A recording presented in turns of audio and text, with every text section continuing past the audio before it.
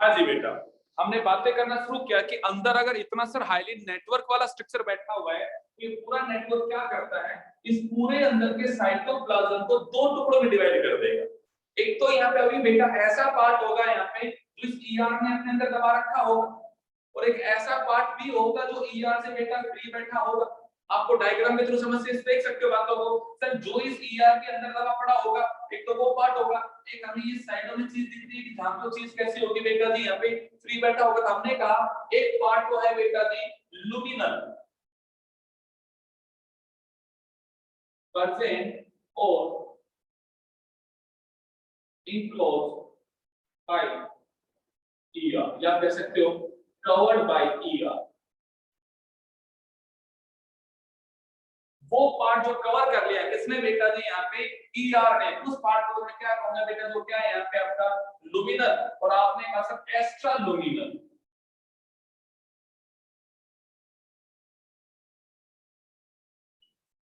Rest of cytoplasm that is not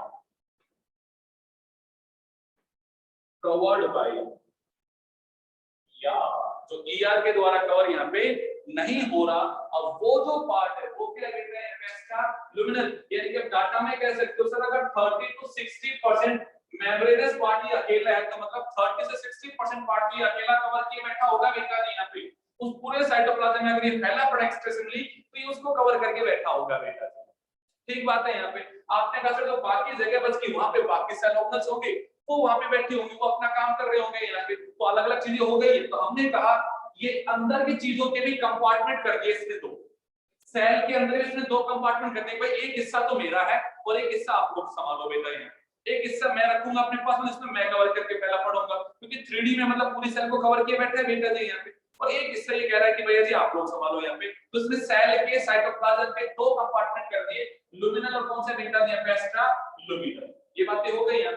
चलिए अब आपने कहा सर ये ईआर तो होता है कि कितनी फॉर्म में एग्जिस्ट करता है सेल। तो हमने यहाँ पे कहा कशिश बेटा अभी बेटा ये ही सेल में 3 फॉर्म में एग्जिस्ट करता है। आपको 3 फॉर्म को पहले समझना।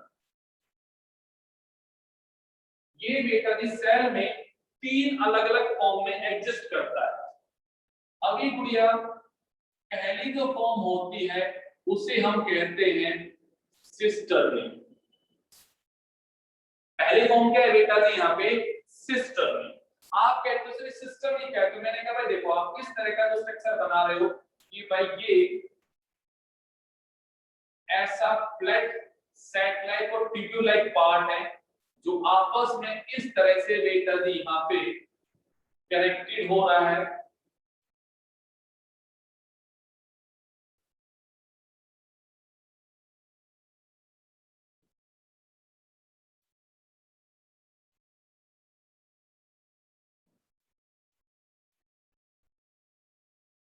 ये जो स्ट्रक्चर आपने बनाया हुआ है वो क्या है बेटा यहाँ पे, सिस्टम। नहीं तो मैंने क्या बोला बेटा जी, फ्लैट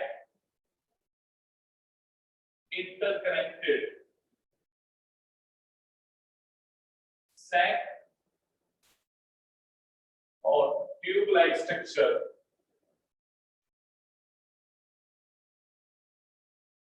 प्रेजेंट पैरेलल टू भाई एक दूसरे के पैरेलल में प्रेजेंट है। एक ट्यूब और सेट-लाइक स्ट्रक्चर है बेटा जी, और आपस में कैसा है बेटा जी यहाँ पे इंटरकनेक्टेड है। ठीक बात है। अगला कौन बोला बेटा, इनकी मेम्ब्रेन जो होती है, हम इस मेम्ब्रेन की बात कर रहे हैं बेटा, इनके पास एक प्रोटीन होता है। मैंने बोला यहाँ लिख देता हूं पहले, मेम्ब्रेन है special protein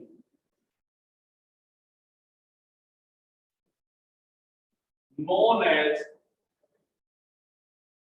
riboflavin first and riboflavin second। इनके पास इनकी मेम्ब्रेन में दो प्रकार के बेटा प्रोटीन स्पेशल टाइप की। एक प्रोटीन का नाम क्या है बेटा जी, राइबोफ्लाविन फर्स्ट, और एक का नाम क्या है बेटा जी, राइबोफ्लाविन सेकंड। आप कहोगे सर ये स्पेशल प्रोटीन का क्या ही मतलब है यहाँ पे, तो ये वो प्रोटीन है that help in the binding of ribosome with the membrane of the ER. अगर ये प्रोटीन नहीं है तो राइबोसोम कभी भी जाके बेटा ईआर से बाइंड नहीं कर सकता। आगे जाके जब हम ये कहेंगे सरफेस ऑफ द मेम्ब्रेन के बिहाफ पे ईआर दो प्रकार के हैं, रफ एंडोप्लाज्मिक और स्मूथ एंडोप्लाज्मिक। तो जब रफ एंडोप्लाज्मिक की बात करोगे उसके सरफेस के ऊपर आपका बेटा राइबोसोम बैठा हुआ है, तो राइबोसोम भाई कहीं आके बैठेगा, उसे बैठने के लिए प्लेटफॉर्म तो चाहिए ना, उसे अटैचमेंट के लिए साइट तो चाहिए ना। तो जो रिसेप्टर साइट, अटैचमेंट साइट उस राइबोसोम के लिए जो बनाने वाला है बेटा, वो कौन बनाने वाला है? या फिर राइबोफोरिन। तो मैं कहूंगा बेटा जिनके बारे में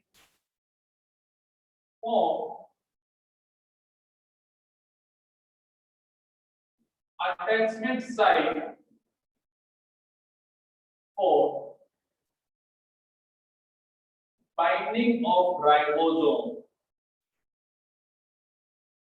on ER surface। तो अगर कोई ऐसा ER होगा जो सिस्टर्नी की फॉर्म में बेटा एग्जिस्ट करता होगा, मैंने कहा ER के तीन टाइप नहीं है, मैंने कहा ER हमने जो ऑब्जर्व किया सेल में वो तीन अलग-अलग फॉर्म में ऑब्जर्व किया कि भाई वो सेल में तीन अलग-अलग फॉर्म में प्रेजेंट रहता है, और उसकी एक फॉर्म जो है वो क्या है बेटा जी? आपकी ये फॉर्म है जिसमें होता है। और जो ऐसी फॉर्म होती है उसकी मेम्ब्रेन के अंदर हमने क्या देखा बेटा जी? यहाँ पे राइबोफोरिन है, और अगर इसमें राइबोफोरिन है तो यहाँ पे क्या आके बाइंड होगा बेटा जी? राइबोसोम आके बाइंड हो जाएगा। तो मैं कहूंगा इसका मतलब जब भी ये सिस्टर्नी होते हैं तो इनके सरफेस पे क्योंकि राइबोफोरिन प्रोटीन है तो उसकी हेल्प से बेटा जी इस तरह से यहाँ पे बेटा जी आपके राइबोसोम्स को भी क्या मिल गई बेटा जी? आपकी यहाँ पे बाइंडिंग साइट मिल गई।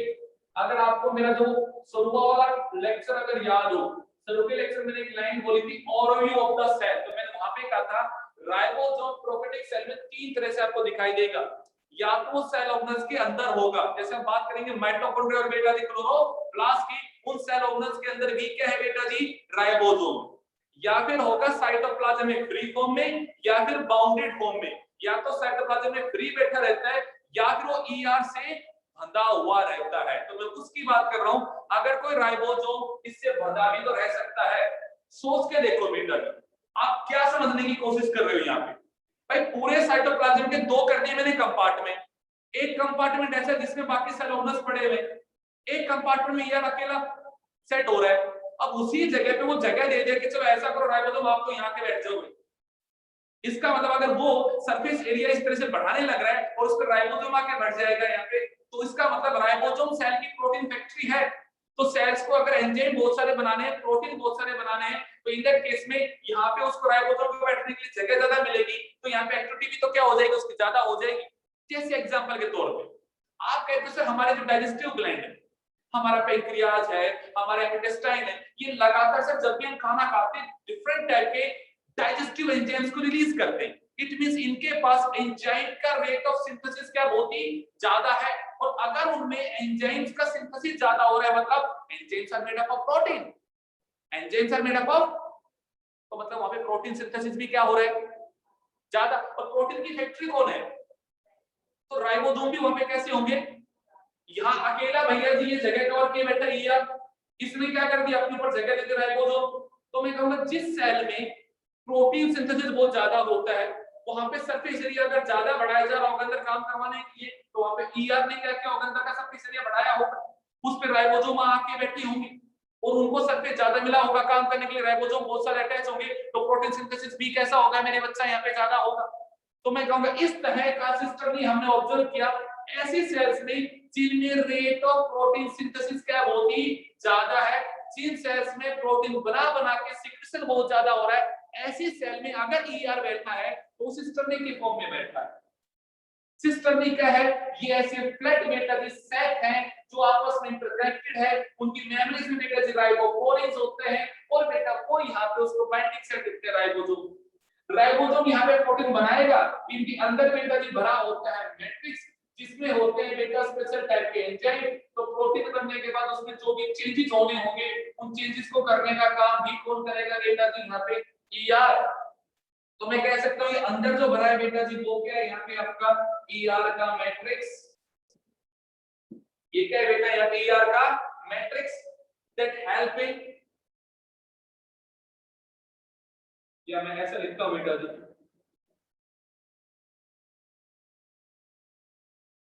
have enzyme that help it post translational changes. अब एक बढ़िया कहोगे सर ये क्या लिख दिया? तो ट्रांसलेशन वर्ड का मतलब होता है बेटा जी प्रोटीन सिंथेसिस। ट्रांसलेशन में यहां लिख दूं, मेरे बच्चा कंफ्यूज नहीं होना है। अब एक बढ़िया ट्रांसलेशन का मतलब है process of synthesis of protein.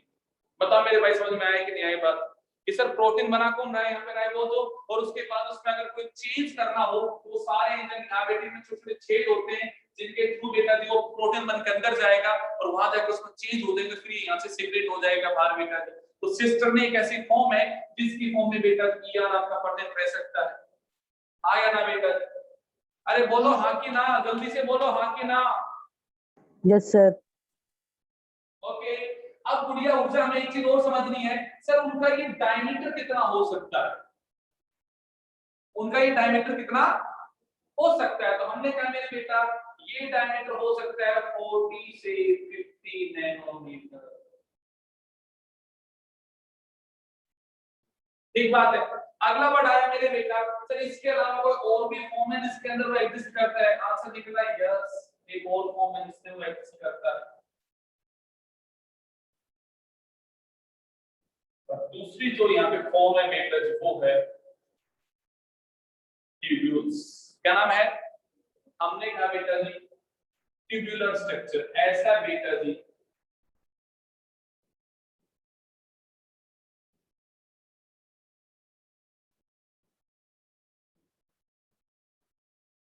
Tube like structure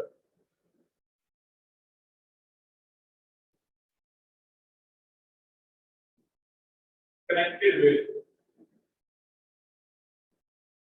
cisternae और वेसिकल। वेसिकल तीसरी फॉर्म का नाम आएगा बेटा जी यहाँ पे। इस सर इस सिस्टर्नी के साइडों में इंटरकनेक्टेड हो सकता है कौन बेटा जी यहाँ पे? ट्यूब्यूल। तो मैं कहूंगा अगला फॉर्म इट फॉर्म नेटवर्क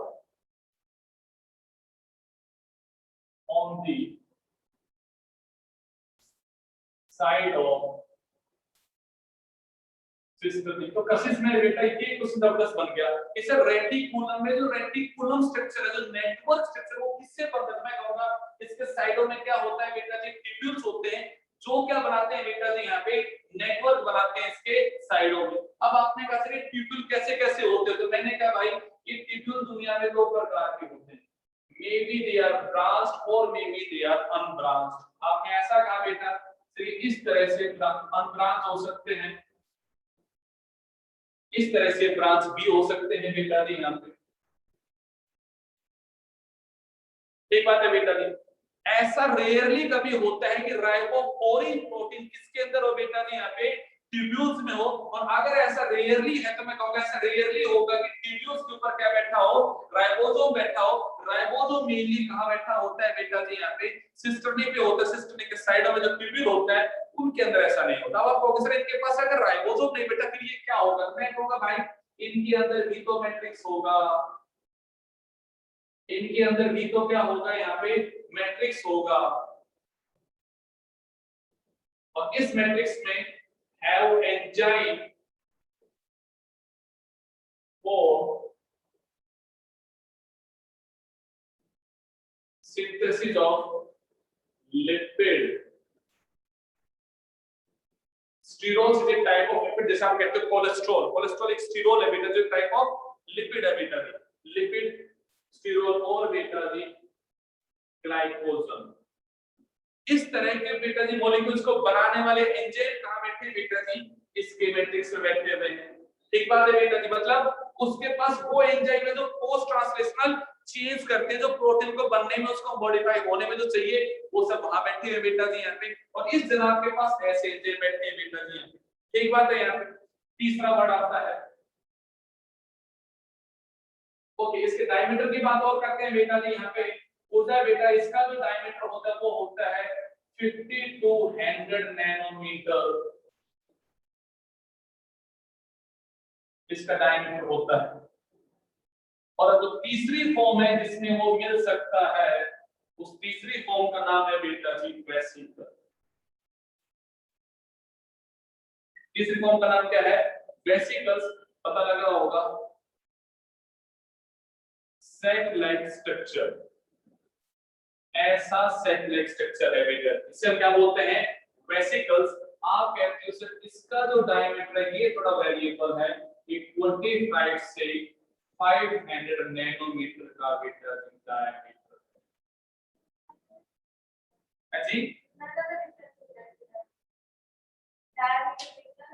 हाँ जी, ये एक्चुअली क्या है गुड़िया, यहाँ पे जो प्रोटीन्स बनने लग रहे हैं, जो लिपिड्स बन रहे हैं, उनको पैक करने का काम हो रहा है गुड़िया, और वो पैक हो होकर यहाँ से जो लेके जाने का जो काम कर रहे हैं, वो सारा काम कौन कर रहा है बेटा?